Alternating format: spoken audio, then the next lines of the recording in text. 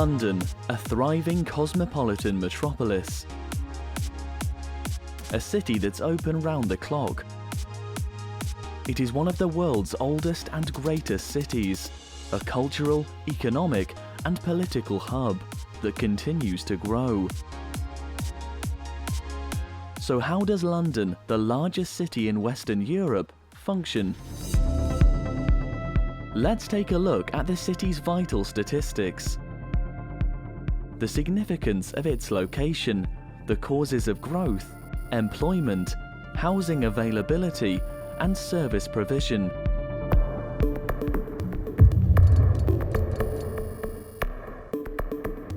The United Kingdom.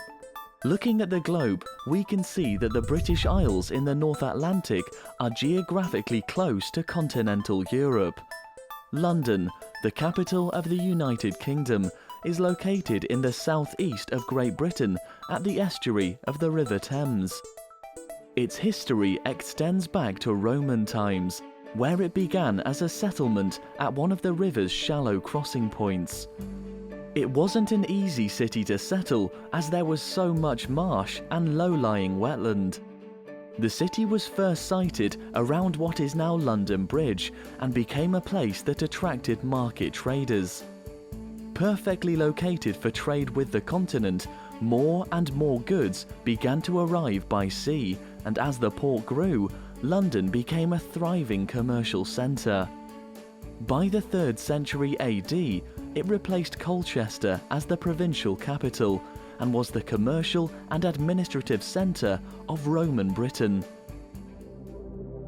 Historically, colonialism and the expansion of the British Empire led to maps being created with an Anglo- or Eurocentric view of the world.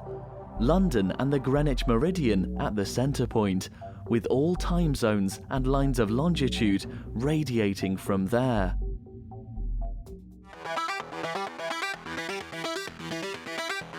London's time zone plays a big part in driving its economic activity. Those working in London's huge financial and services sectors can trade with Asia, which is 5 to 7 hours ahead, and Australia, 8 to 10 hours ahead. Then later that same day, New York, which is 5 hours behind.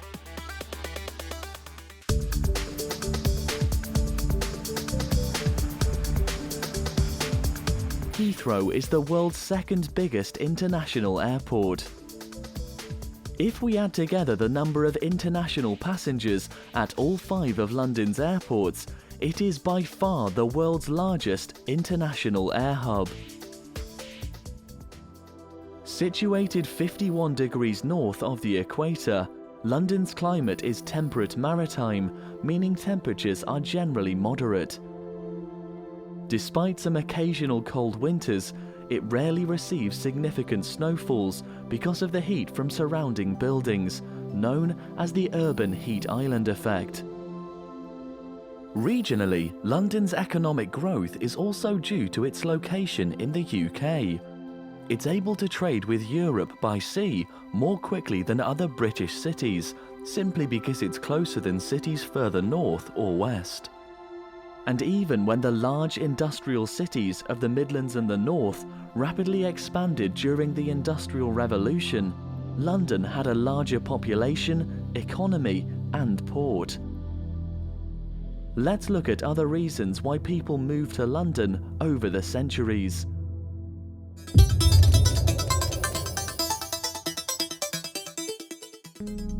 London has always been a diverse city, attracting people from all over the globe. The 15th and 16th centuries brought Protestants seeking religious freedom and Jews escaping persecution. And there have been many waves of migration since then, particularly in the 20th and more recently, the 21st century. Today, London's knowledge economy has attracted many migrants, with an estimated 1.6 million Europeans currently living there, although Brexit could ultimately reduce this figure. Students from over 200 countries attend London's schools, and every major language is spoken in the city. London's population is now growing faster than at any time in its history. In recent years, London was home to 8.6 million people, its highest population ever. The reason for the recent rapid population growth is migration primarily from overseas, but also from within the country. 1.9 million economic migrants settled in London from overseas between 2000 and 2013. International migration consists of two groups of workers, skilled and unskilled. Many skilled workers take up well-paid jobs in London's knowledge economy, in sectors including finance, law, management, advertising, media, and technology. Skilled workers are recruited from overseas as there simply aren't enough British workers to fill certain jobs. Most in this category are white, highly qualified professionals from Europe, the United States, South Africa, and Australia.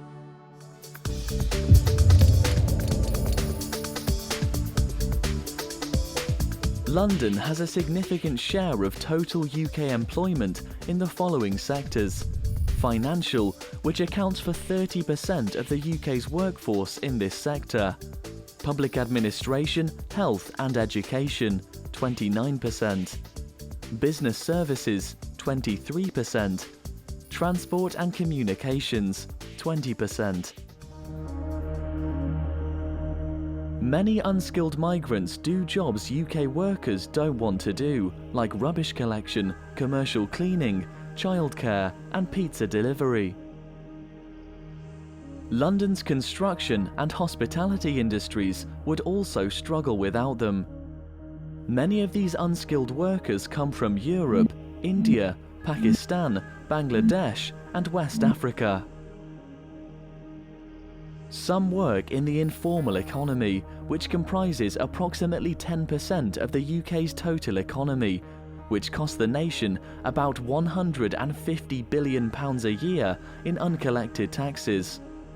These workers also have no holiday entitlement, sick pay, or health benefits. About 60% of Britain's illegal immigrants live and work in London. The city has many distinct ethnic communities which have emerged for many reasons.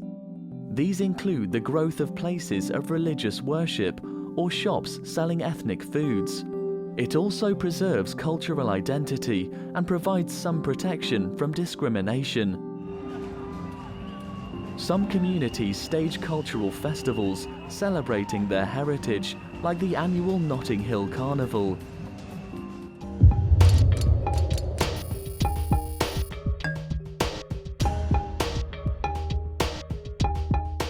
Rapid population growth poses many challenges and opportunities. In 2012, over 2 million people in London lived in poverty, 28% of the population. That's 7% higher than the rest of England. The cause is inequality in incomes, which is greater in London than any other part of the United Kingdom. 1 million of the UK's poorest people and 1 million of its wealthiest live in London. While parts of London are booming and wealthy, some are very deprived. The UK government gathers information on employment, health, education, housing, and services to produce an index of multiple deprivation. A close link has been found between deprivation and life expectancy. An important aspect of quality of life is housing availability and affordability. Home ownership, for so long a major aspiration of the UK's population, has become a distant dream for many because house prices are so high. One contributing factor is overseas investors buying property in London, which is regarded as a safe haven. Many streets in some of London's smartest addresses are empty at night because so few people live there. Houses have been purchased simply as an investment. The average rate of home ownership in the UK is about 65%. but in inner London it's less than 40%. In one of London's wealthiest boroughs, Richmond, 69% own their property, 16% rent privately, and 15% rent social housing. But in the East London borough of Newham, one of London's poorest, 32% own their own home, 35% rent privately, and 32% rent social housing, despite relatively lower house prices. Some housing projects that claim to be affordable often aren't, because the land they are building on costs so much. For example, 50% of the East Village project in Stratford on the edge of Olympic Park is labelled as affordable, but to qualify for a house there, your salary could be up to £60,000. Other efforts have been made to increase housing. Since the 1980s, the Docklands regeneration on the site of London's former port has created over 21 square kilometres of space for housing and commercial development.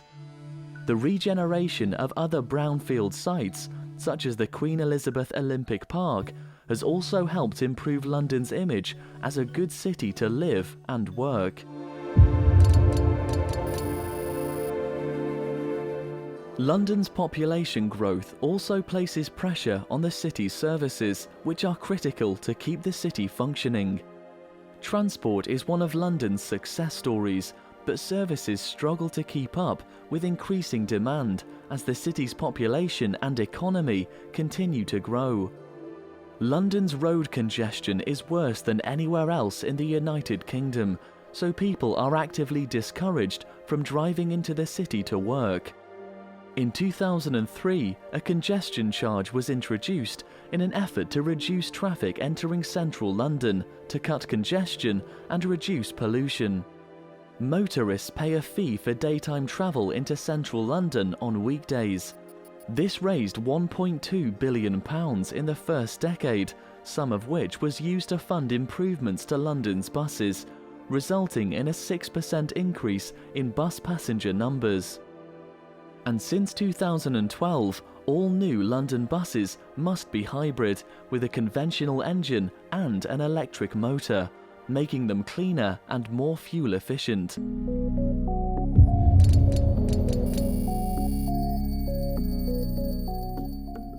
Finally, education. Government investment between 1997 and 2010 has seen most London schools rebuilt. Results have improved dramatically. In London's poorest areas, 3 times the number of students now complete qualifications compared with the late 1990s. But there is pressure on education in some boroughs. Schools in Newham in East London are struggling to meet the increasing demand caused by higher than average birth rate. As this snapshot of London's vital statistics show, there are many challenges and opportunities facing the city as it continues to grow.